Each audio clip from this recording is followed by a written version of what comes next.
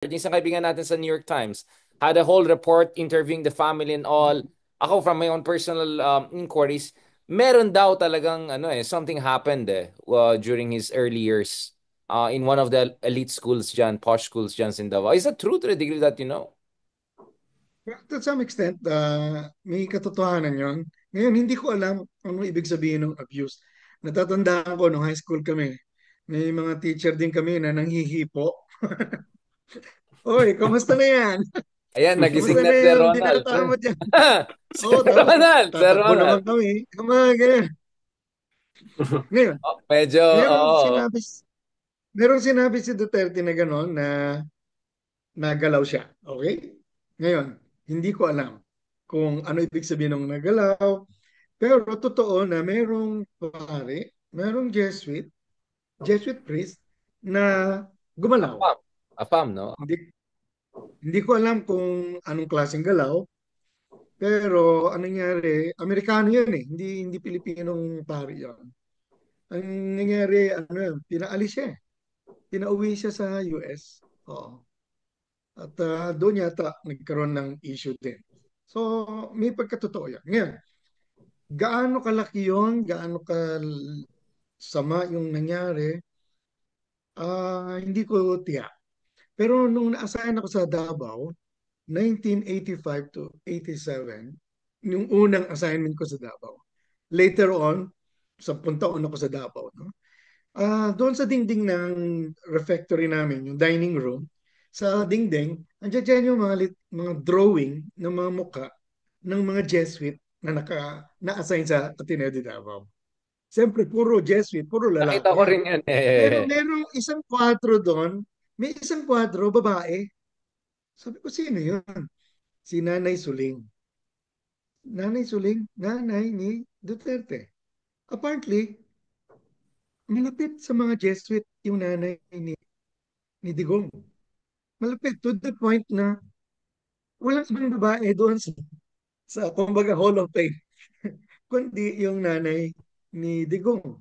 Katunayan, ah, nung nakausap ko si Nanay Suling, binigyan niya ako ng kopya. Merong siyang ginawa na tula dedicated to the Jesuits. Oh, ganyan So, ka-close. Yeah, emotional. gumawa siya English poem dedicated to my beloved Jesuits. So, kung meron mang nangyari na sinasabi niya, totoo yun. Merong nangyari. Meron Anong na ibig yan. sabihin ng may nangyari? Hindi rin naman niya dinidescribe yun ng detalyado.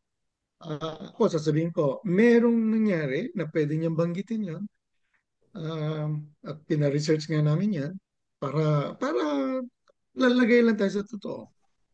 Pero kung gaano kalala yun, gaano ka negative yung influence, hindi ko tiyak. Pero ang masasabi ko lang, facts, Right. yung nanay niya malapit sa mga pare, pati sa mga Jesuits. And what about yung Father Albert, big R, kaunting kwan lang, no?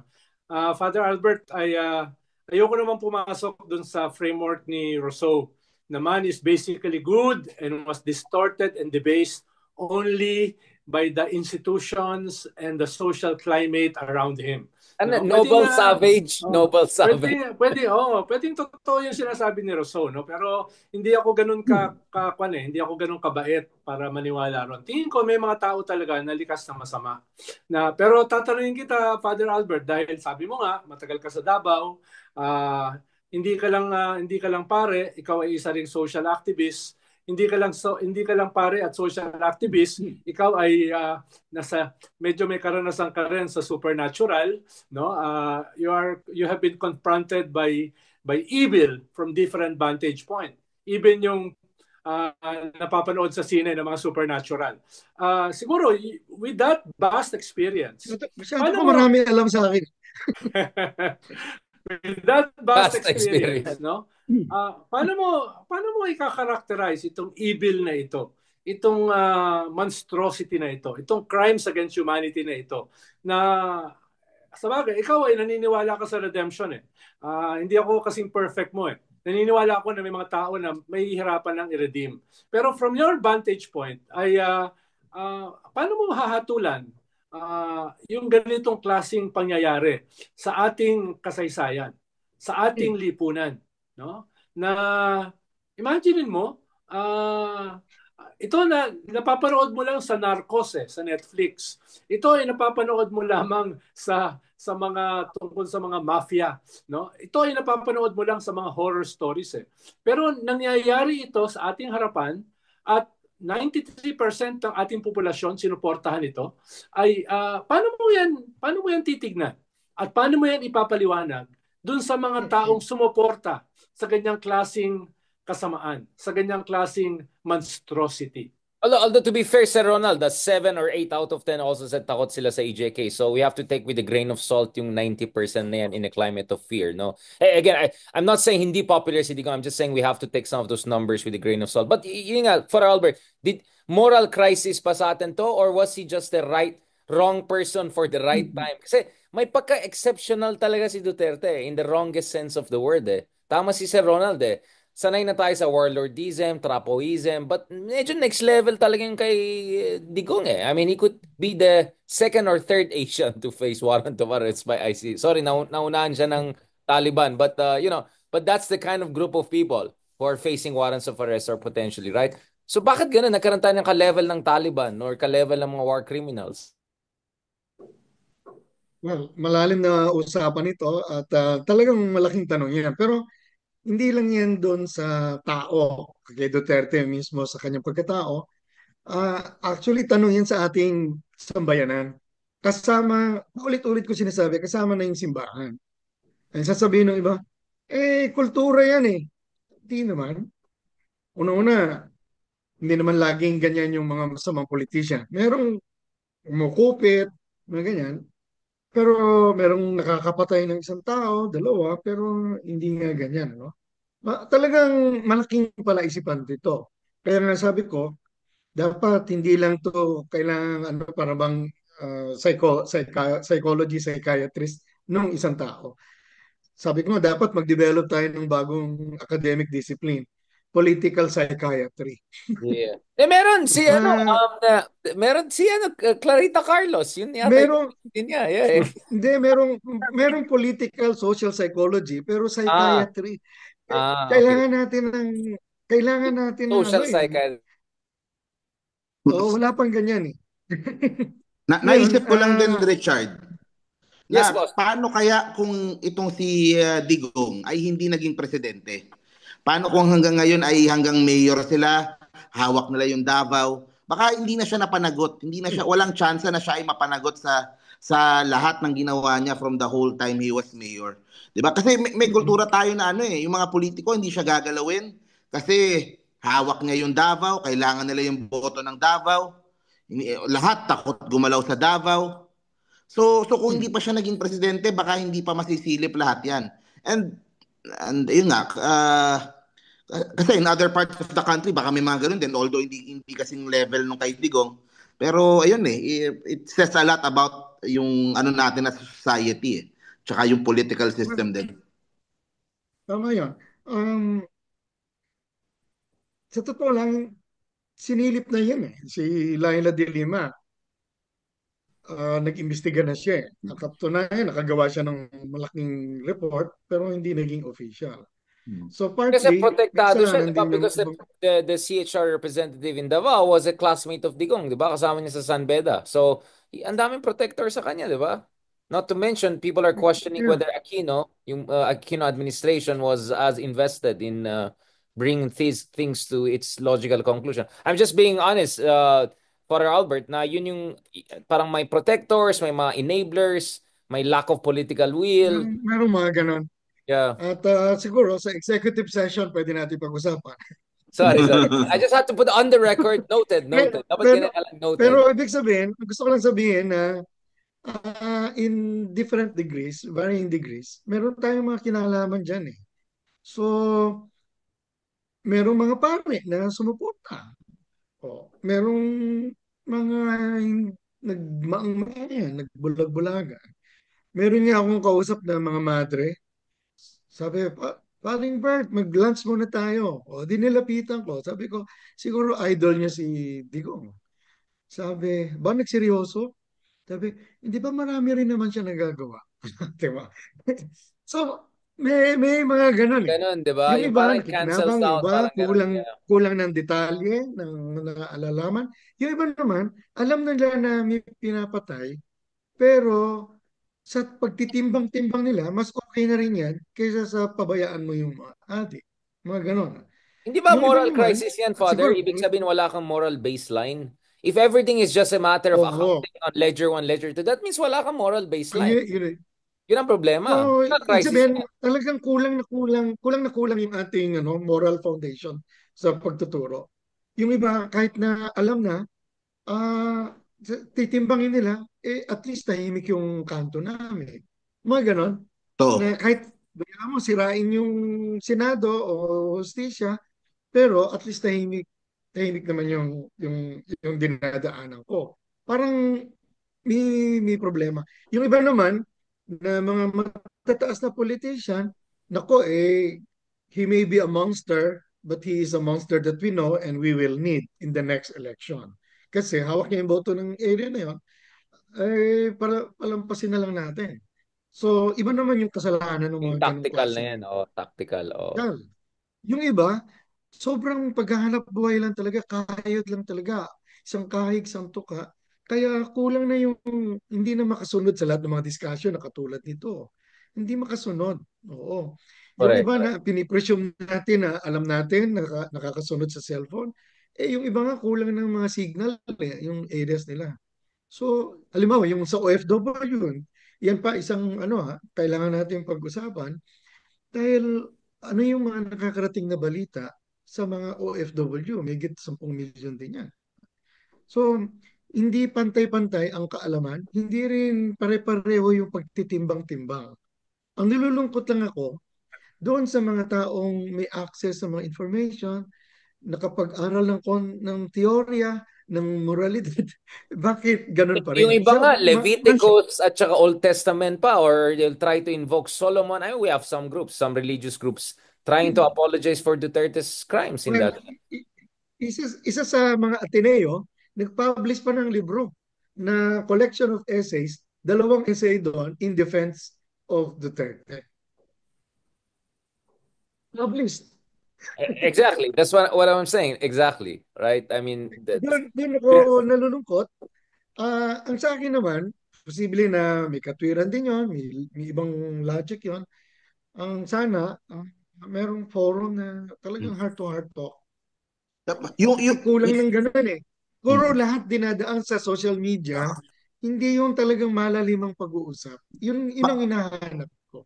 Father, yung ma-share ko lang din, yung iba naman doon, it's about pride na lang eh. Parang pride na lang nila na Duterte ako noon, nakipag-away na ako sa mga kaibigan ko, nakipagmurahan na ako, ngayon pa ba ako panindigan mo na yan. babalikan? Panindigan na.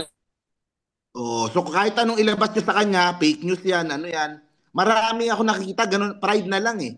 Idol ko to noon, hanggang ngayon, basta hindi, ano eh, ayaw nilang matanggap na kahit may lumalabas na ng mga katotohanan ganyan at yung mga krimen na ginagawa nila. So, Tama eh. Ganun kaya, how can Pero ganun we kaya, win the Father. war? meron ding mga umaamin. Meron ding mga umaamin. Palakihin natin yung boses. Yun nga, Father, I mean, I want to ask all of you before we transition to the daughter. Ingat tayo, Sir Ronald, baka maano naman tayo. To the great daughter, amazing. Oo. Tara, Ay, no, no. Richard, So, Mark, last na lang. how can Last you point win ko na lang over dito. people? Oh yeah, please go ahead. Last point ko na lang, Richard. Sorry.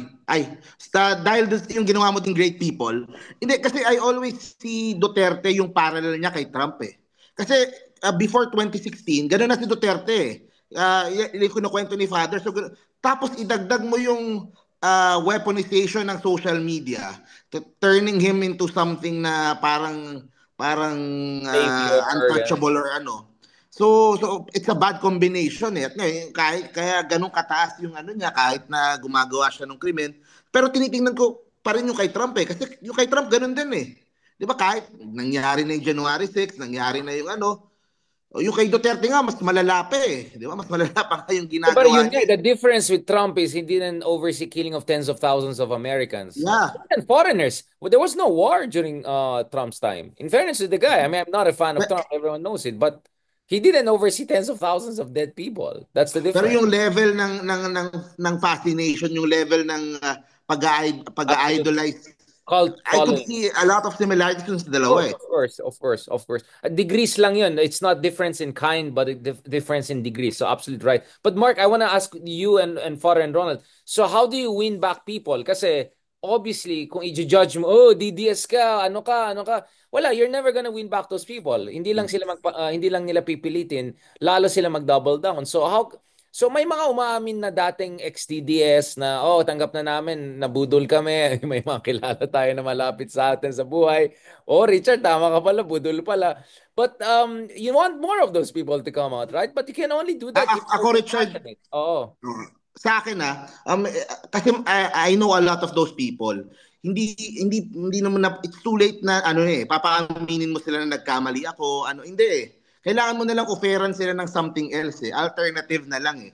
Gusto ko pa rin si Duterte, pero baka mas gusto ko na tong si Tulfo. Baka mas gusto ko na tong si Risa. Wag kang umamin, pumili ka lang na mas matino, parang ganun na lang. So, Mark, hindi sa oo. daan sa negative para hilahin eh. Ikaw, Kailangan right. ng alternative na mag-fill dun sa ano nila. So ikaw, Father Albert, kasi alternative is Sara Duterte to a lot of them. Like, okay, pagod na kami sa tatay, gusto namin yung anak. Kung hindi ito, di basta na kami. Like, medyo unlimited supply yata mga Dutertes eh. Father, how do you think we can win over, not all, di ba? There's always gonna be the hardcore supporters, diehard supporters, but there's always gonna be a huge part of their support base na pwede mo i-carve away. Given na yung mga loyalist, mga ka-solid North ko, galit na lahat ng mga yan sa Duterte. It's like, good Well, luck. But the rest who ang voted for Duterte but not as hardcore. sa akin, ang sa akin lang, kailangan merong alternative. Mahirap na basta hilahin mo lang yung pababa, kailangan meron kang inaangat din eh. Kaya siguro, ang isang hamon dito, doon sa mga so-called, yung mga totoong alternatibo, totoong opposition, sana panindigan na natin ito. Mission na natin ito eh. Katulad nila Matubato, nila Las Cañas, kay pakiramdam nila, maliit lang sila. At sige, tapangan. Buti nga si, itong si Heidi Mendoza. Sabi, hindi tatakbo yung iba. Hindi ako. Sabi ng iba, hindi ka naman kilala. Di magpakilala. Tapos, yung mga grupo, pagandaan natin. Dahil parang bang bagyo, tuwing babagyo, parang nagugulat tayo, ay hindi ako nakapagdala ng payong. Correct. Alam naman natin merong eleksyon eh. Everything is so open, naka-schedule na yan eh. Bakit pagka basketball, pinaghahandaan? Halimbawa, di ba?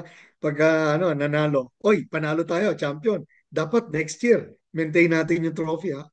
Pag natalo naman, oy, huwag tayong tutulog-tulog, babawi tayo. Tapos, alam mo yung mga university na seryoso sa basketball, umiikot yan, nag-headhunting yan.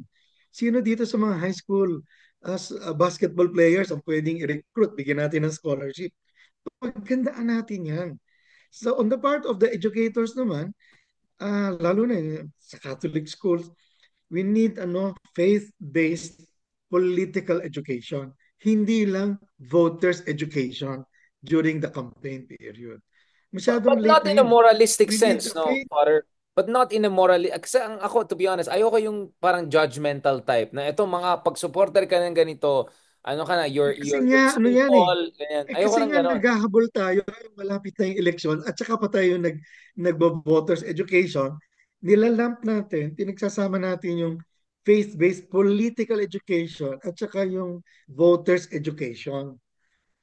Dapat hindi. Ano yun, tuloy-tuloy yung yung political education, lalo na sa Catholic, sa church. Meron kasing mahabang tradisyon ng Catholic social doctrine na hanggang ngayon, pinakatagong lihim ng simbahan pa rin. Hanggang ngayon, ang katisismo, hindi sinasama yung Catholic social doctrines.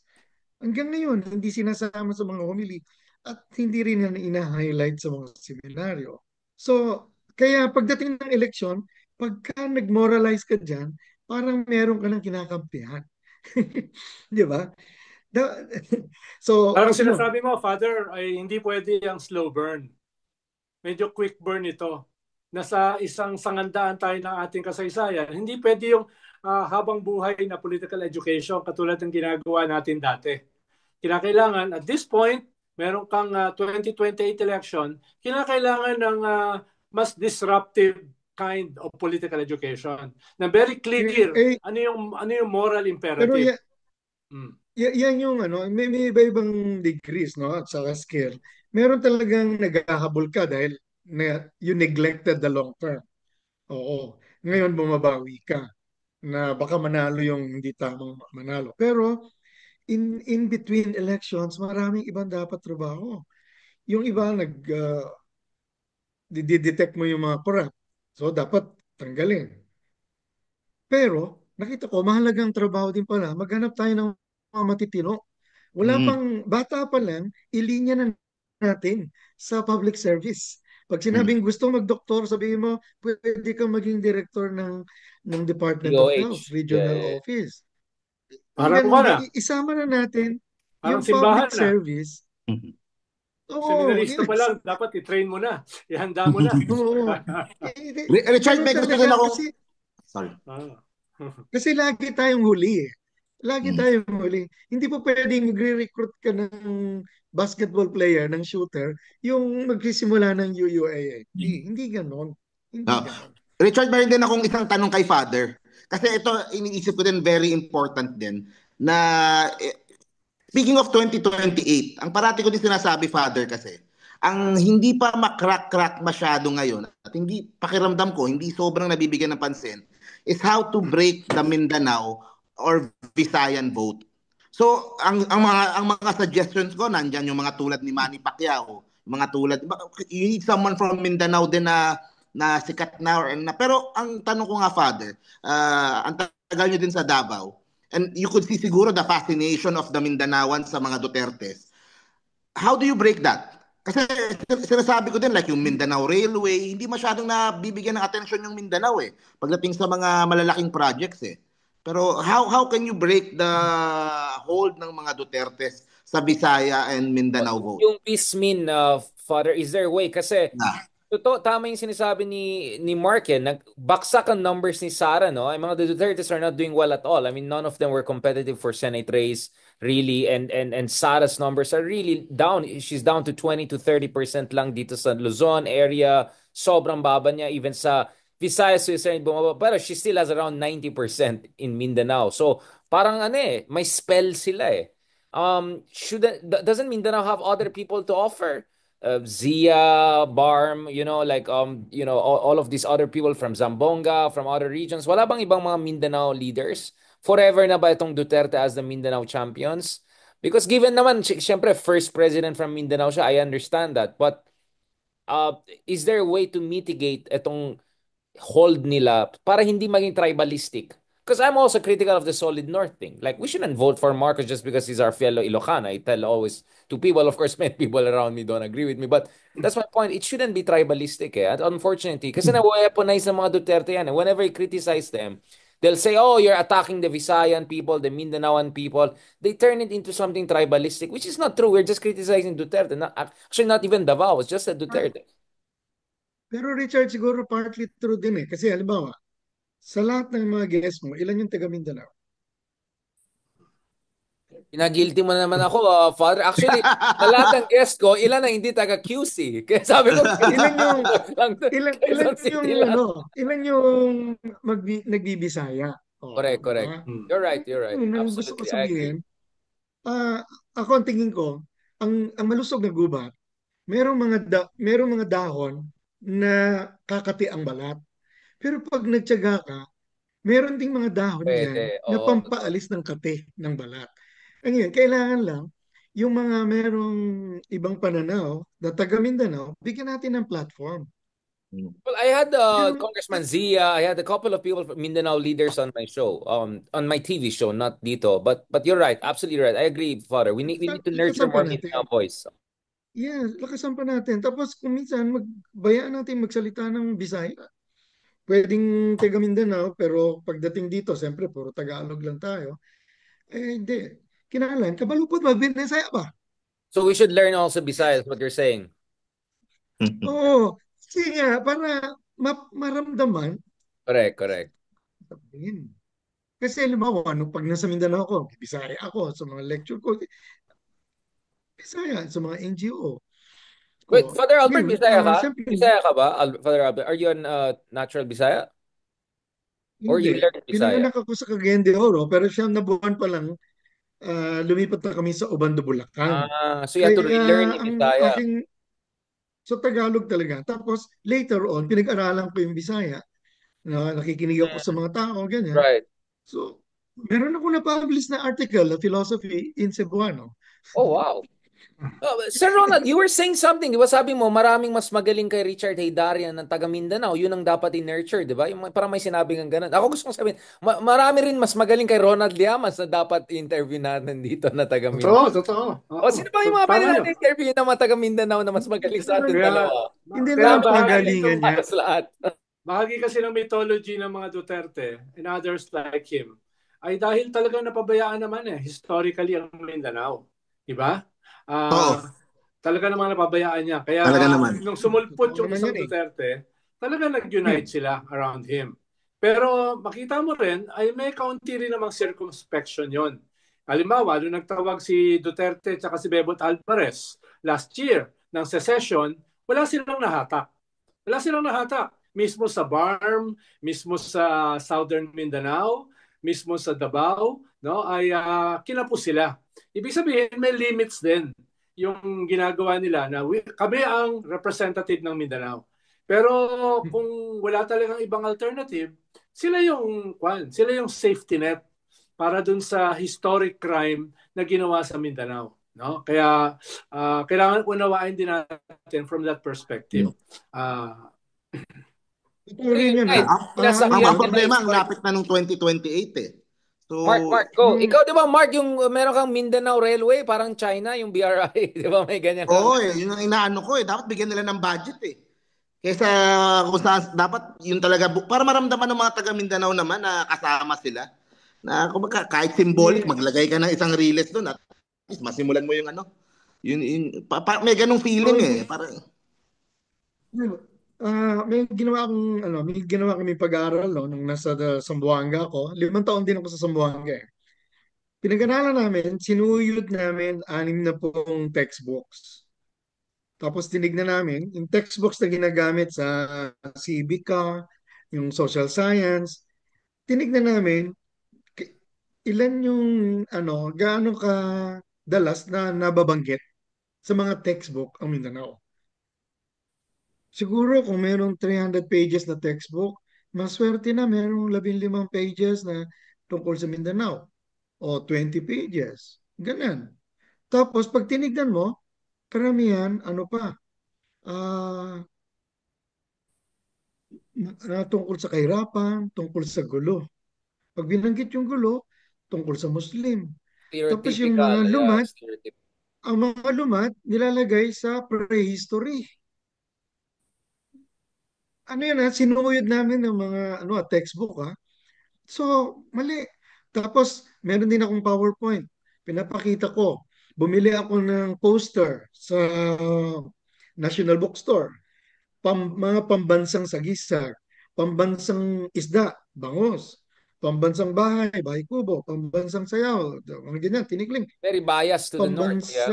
pambansang prutas, mangga, pambansang pagkain, lechon. O siyempre, ikaw Muslim, Hindi no, makarelate. mas Oo, manok. kasi hindi halal. Pero bumili ako ng poster sa Maynila, bumili ako ng poster sa Cebu. Tinatanong ko, mabili ba yan? Merong 2017, merong 2019. Ibig sabihin, kalat na kalat yung mga ganong klaseng poster na mali. Tapos meron pang isang textbook na pang grade 2. Grade 2. Merong mga drawing ng tungkol sa gera. Tapos nakasulat doon, maraming kabataan sa Mindanao ang hindi nakakapag-aral dahil sa pagputok ng mga digmaan na sanhi ng mga teroristang Muslim. Grade 2. pinapabayaan yung mga ganon, hindi napapansin. So, may bias talaga ang Oh, may Kamaynilaan stereotypical ano sa talaga. Mindanao. Oo. Yeah, like ilan Pero yung mga Father, nasa Supreme Court natin or tanggap ko yung ganyan mga problema, no? Pero it's more complicated than that. Eh. Halimbawa, nag-organize din ako sa Basilan, sa Zamboanga, sa Sulu, Maguindanao, no, Lanao, etc. Especially sa South Cotabato at saka Jensan, no? Ah, talaga namang may mga differences eh na ang kinakailangan i-craft na in spite of those differences, ano yung posibleng halimbawa sa curriculum, ano yung curriculum na pwede nating uh, ipresenta sa iba't ibang mga lugar sa ating bansa dahil hindi naman talaga magkakapareho. Halimbawa, usapin ng gender. Meron naman talagang differences eh sa usapin ng gender, equality, sa usapin ng separation of church and state. May differences naman talaga eh. Sa usapin ng democracy. Iba't iba naman talaga yung pagtingin sa democracy eh. Kaya it's more complicated than that eh. No? Na so, nation usually, building, Sir Ronald, nation no, building ang problema natin. usually yung sentro mo, which is Manila, may mga konsepto na hindi applicable sa ibang lugar. Pero at the same time, no, yan yung conflict. Halimbawa, si Father is a cultural anthropologist as well. Eh. So, alam niya yung mga differences na yan. Eh, no? Kaya, hindi rin ganun kadali. Halimbawa, feminist in Manila will have a hard time organizing women, halimbawa sa Basilan, or Sulu, or Maguindanao. Hindi pwede, hindi uubra yung definition nila ng gender equality. No? Mismo yung konsepto ng mga modern terms like federalism, parliamentarism, etc., checks and balance, may not be applicable. Halimbawa, nung nag-organize kami ng ARMM with the MNLF, talagang pagbabanggitin mo yung mga usual concepts mo ng democracy, sasabihin nila, teka, ini-impose nyo sa amin yung definition nyo ng democracy. Ini-impose nyo sa amin yung definition nyo ng justice. Iba yung usapin dito. So, yung saan yung on-the-ground realities. Ano yung magiging minimum? No? Ano yung magiging minimum, Father? Baseline. Sir Ronald, baseline yung karate. Baseline. Yes. Recognizing those differences. Of course, hindi natin kayang sagutin yan in a few minutes. No? Ang sinasabi ko lang ay hindi yan black and white. No? Dahil meron naman talagang differences culturally, religious, politically, historically. No? Kaya yun din yung hirap na i-confront yan at this point. May project na ako doon na Mindanao History Timeline Infographic. 6-meter long na tarpaulin visualizing Mindanao milestones. Pero with a slant towards peace. Kaya ang ginawa namin, hindi puro political history lang. So merong layer ng political history, merong socio-cultural history, merong economic history, at merong pang ecological history sa isang tarpaulin eh. So, ibig sabihin, palawakin natin yung pag-unawa natin sa diversity, sa differences. Na hindi lang kikilalanin mo yung Muslim, mo rin yung lumad, kilalanin mo na merong conflict, gera, pero ilagay mo rin sa history na merong mga peace agreements. Di ba? Isasama mo yun. Yung minasakir yung Christian, may minasakir na Muslim, ilagay din natin yun. Okay. Pero yung importante rin yung affirmation. Merong mga gawad sining akdang manlilikha na mga weavers, na mga chanters, ikikilalanin mo rin yon. Tapos yung nangyari sa mga pagputok ng bulkan, pagbaha, importante rin pala yun na ilalagay natin sa history. Kasi yung pagbaha, yung pagputok ng bulkan, nakakapagpabago ng demografiya. Oh. So, sabi mo nga, hindi ganun kasimple. Huwag naman tayong maparalisa na dahil sa hindi simple, huwag na tayong gumawa. No, no, no. At I think in fairness to both of you, Father, I think we recognize the problem. It's just that ang hirap ng solution. This is a generational solution. And we have to start somewhere. Ang akin lang, Father, what I want people to see, yung mga manonood dito is because last week, it was me, it was I, Ronald, and Walden. We reflected on the deficiencies of the Philippine left, why the Philippine left has been left behind. Essentially, yun yung discussion. So today, it's more like, bakit Mindanao has been left behind and why there's this sense of grievance na sobrang dali weaponized ng mga Dutertes. And it's not just enough to say mga Dutertes are XYZ. We have to recognize the legitimacy of the grievances. Yun po yung context ng conversation natin. But shall we transition a little bit to my side of the equation, Solid North, BBM? So, let's talk about BBM, Father Albert. Obviously, you know, I'm sure a lot of people were very scared when BBM won, the unity won, because they thought this will be a replication of the father. But so far, that's not what's happening, right? What's happening here is something very different, right? Parang medyo nagkaroon ng Game of Thrones yung dalawa, di ba? What is your read of the situation with BBM? Are the reason I ask it again, ayoko naman. I just had Congressman Percy on this show the other day. At sabi niya, kung genuine kang opposition, hindi ka pipili ng side dito.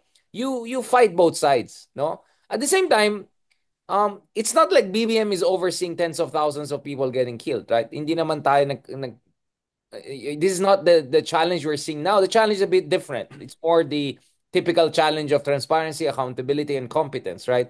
But what is your read, Father, of the BBM administration so far? So, because I want to talk also about the concerns about corruption, concerns about anomalies sa budget, sa GAA. Kasi kanina pa nagagalit yung mga DDS dito sa TikTok eh. Bakit puro kayong Duterte, Duterte? Wait lang. Papunta na tayo dyan. Sorry, Father. Kasi maraming kaming fans eh. So we have to cover our bases. Yeah. well, una, ako hindi naman ako expert diyan, ano. Pero dahil nga sa sumobra naman yung karanasan natin sa panahon ni Duterte, siyempre, ikukumpara mo, mas okay na si Bongbong, di ba? Pero kung ako lang si Bongbong, ha, na nakaka-score siya, ayusin na rin niya, di ba? Correct, Total, correct. kung bayaran niya talaga yung mga utang niyang taxes, hindi naman sila maghihirap, di ba? Ayusin na lang talaga. Total, inaayos nila, nililinis nila yung pangalan nila. Eh di, Might as nakaka-score na. well. Baka naman. Baka naman. Oh, total, hindi, come on, hindi naman kayo maghihirap kapag talagang binayaran niyo yung mga utang sa sambayanan, di ba? O, sana, wag nang manggaling sa banat, sa kritik. Total, naglilinis na rin lang. Eh, ayusin na, ayusin na. O, di ba? Right. Mm, So, ganon. mm, Kusang loob na tuloy-tuloy na. Nagbabagong dangal na rin lang. Napag-uusapan rin naman natin na mayroong posibilidad ng pagbabagong dangal, paglilinis ng pangalan, tuloy-tuloy na. Ngayon, yung mga tinutuloy pa ng corruption, psst, na yan. Psst, na yan. Pakita na What? yan. Ano yan, Father? Eh, What's that supposed to mean? Like, ano na lang, standard operating procedure? Ano matawag? Like, ano ba yan? Ayusin na lang. Total, ano pinapakita